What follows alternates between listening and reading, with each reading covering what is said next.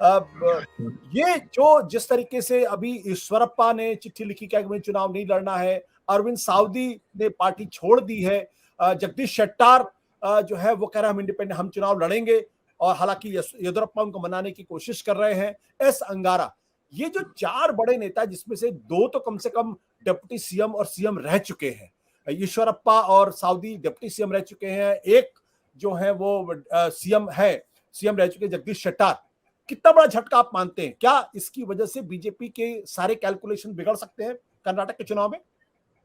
आशुतोष, अगर इसको देखा जाए तो ये मेरे ख्याल से सबसे बड़ा पॉलिटिकल गैम्बल होगा as far as Karnataka is concern. और मैं इसलिए गैम्बल बोल रहा हूँ क्योंकि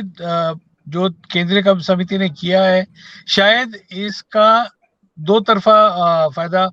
हो सकता है बीजेपी को। एक तो जो न्यू इंडिया में न्यू बीजेपी की बात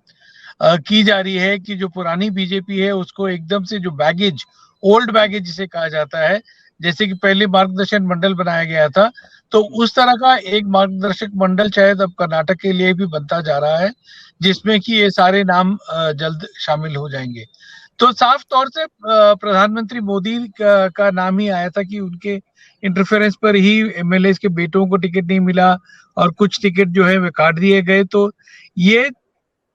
या तो बहुत बड़ा डैमेज करेगा पार्टी के लिए, या फिर ये नई बीजेपी की जो शुरुआत की बात की जा रही है वो यहाँ से होती हुई नजर आएगी कि इन सब के बावजूद प्रधानमंत्री मोदी एक चुनाव जीत सकते हैं। और अगर इस बात को देखा जाए तो कहीं ना कहीं गुजरात में जिस तरह से एक भारी फेरबदल किया गया था और उसके बाद में प्रधानमंत्री मोदी ने खुद अपने कंधों पर जिम्मेदारी ले ली थी कि वह गुजरात जिताएंगे, तो यहाँ पर भी अब ये पूरी की पूरी जिम्मेदारी जो है शायद प्रधानमंत्री मोदी के कंधों पर होगी कि वह वोटर्स के साथ कनेक्ट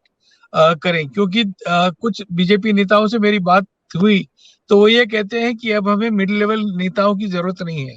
ऊपर मोदी है, नीचे जनता है और उनका सीधा कांटेक्ट है, और जनता जो है वह मोदी में विश्वास करती है और जहां मोदी बोलेंगे वहां पर वोट डल जाएगा। और जिस तरह के कैंपेन स्ट्रेटेजी अब प्लान की जा रही है, माना जा रहा है कि अगले 28 दिन में कम से कम नहीं तो 25 से 26 रैलीज प्रधानमंत्री मोदी की प्लान की जा रही हैं कि एक वर्ल्ड वाइड टूर पूरा, खास करके ये जो 52 नए चेहरे हैं उन कॉन्स्टिट्यूएंसीज को टारगेट करके वहां पर ही ये करने की कोशिश की जा रही है। आपने कहा कि नुकसान में मैं ये कहूंगा कि कहीं ना कहीं जिस तरह से जो वरिष्ठ नेता हैं उनको जिस तरह से एन मोमेंट पर साइडलाइन किया गया है। ईश्वरप्पा ने चिट्ठी जरूर लिखी है कहते हुए कि वे चुनाव नहीं लड़ना चाहते, लेकिन उनको संकेत दिया गया था कि उन्हें टिकट नहीं मिलेगी और उन्होंने इस तरीके से एक अपना चेहरा बचाने के लिए ये चिट्ठी लिखी थी। जगदीश शेट्टर अभी भी नाराज हैं, उनके समर्थक बहुत नाराज हैं कि एक फॉर्मर सीएम और खास करके ऐसा व्यक्ति जिसकी ये सेकेंड जनरेशन है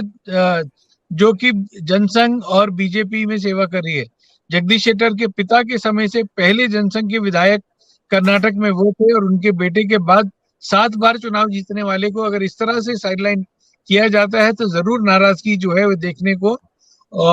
साफ तौर से दिखेगी इसमें। इसमें एक चीज और भी है कि जैसे लक्ष्मण सावदी हैं, ये भी लिंगायत नेता है, जगदीश शेट्टार भी लिंगायत नेता है, बीएस येदियुरप्पा को पहले से ही अगर आप देखें तो मुख्यमंत्री पद से हटा के मुंबई को बनाया गया था। तो जो कर्नाटक का जो ये लिंगायत बनाम वोकालिगा वाला जो समीकरण है, क्या बीजेपी लिंगायत कम्युनिटी से दूर हटने की कोशिश कर रही है या उसमें नई लीडरशिप तलाश रही है? देखिए, अभी तक कर्नाटक के लोग और खास करके राजनीतिक दल ये बात नहीं भूले कि जिस तरह से राजीव गांधी ने वीरेंद्र पाटिल को हटाया था और लिंगायत जो कि उस समय कांग्रेस का एक स्ट्रॉन्ग वोट बैंक होते थे वे पूरी तरह से शिफ्ट हो गए थे और येदियुरप्पा के साथ तब से लेकर अब तक मैं ये कहूंगा कि अगर बीजेपी को दक्षिण में जगह मिली है या it has made a foothold into south, it is because of Yediyurappa and nobody else. क्योंकि उन्होंने एकमात्र ऐसे शख्स हैं जिन्होंने की बीजेपी को 5 विधायक से लेकर के सरकार दिलाई और उसके बाद में दोबारा वे चुनकर आए और इस तरह का एक जो उन्होंने फुटहोल्ड दिया है। अगर कई लोगों को लगता है कि नजरअंदाज करके उनको पार्टी जीत सकती है तो शायद ये मुश्किल होगा। रही बात लिंगायत समाज की, तो लिंगायत समाज जरूर इस बात को लेकर के खफा है कि जिस तरह से सीनियर लिंगायत नेताओं को साइडलाइन किया गया है, शायद ये जो मठ है उनको स्वीकार ना हो। लेकिन एक एलिमेंट जो यहाँ पर बार बार जहन में आ रहा है कि आखिर इसका फैसला किसने किया। जो हार्ड हिंदुत्व के चेहरे हैं जो सामने आए, ब्राह्मण लॉबी, ब्राह्मण फैक्टर जिसमें खास करके प्रहलाद जोशी का नाम आ रहा है और आरएसएस के जो बीएल संतोष है उनका नाम आ रहा है कि ये लिस्ट फाइनल करने में इन दोनों की एक मेन भूमिका थी। और वो शायद जिस तरह से लिंगायत डोमिनेंस पार्टी के अंदर चल रही थी उसको कुछ हद तक तोड़ने की कोशिश कर रहे हैं। तो हालांकि सोशल आउटरीच किया गया है, ओबीसी को, वोकलिगास को, जिस तरह से आर अशोक जो पूर्व होम मिनिस्टर थे, डिप्टी सीएम थे, उनको डीके शिव कुमार के अगेंस्ट खड़ा किया गया है। तो पार्टी एक संकेत देना चाहती है कि it is welcoming the Vokkaligas with equal respect and equal commitment जितना कि वे लिंगायत को कर रही है। तो जिस तरह से सोमन्ना को सिद्धरामैया और आर अशोक को डीके शिव कुमार के सामने खड़ा किया गया है, तो दोनों को ही एक तरीके से बूस्ट किया गया है, दोनों कम्युनिटीज को। और इसका सबसे इंटरेस्टिंग फैक्टर ये रहेगा कि अब इस चुनाव में सिर्फ ये देखना बाकी है कि क्या लिंगायत बीजेपी के साथ रहते हैं या फिर इफ दे मूव अवे तो वे किस तरफ जाएंगे। क्योंकि एमबी पाटिल जो कांग्रेस के वरिष्ठ नेता हैं और सीनियर लिंगायत लीडर हैं, वो काफी इस बात को लेकर के एक्साइटेड थे। उन्होंने कहा कि मैं जितना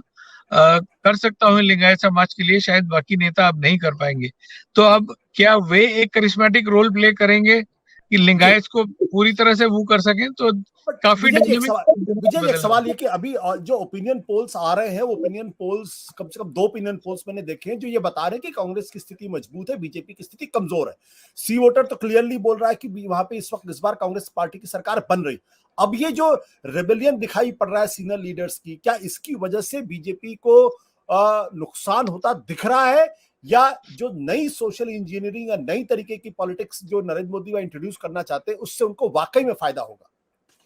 देखिए आशुतोष, जहां तक इस चुनाव की मैं बात करूं तो जो लिस्ट बनाई गई है वे 2023 के चुनाव को मद्देनजर रखते हुए कम है 2024 के लिए, क्योंकि नरेंद्र मोदी का ध्यान इस बात पर भी होगा कि 2024 में वे यहाँ से कम 19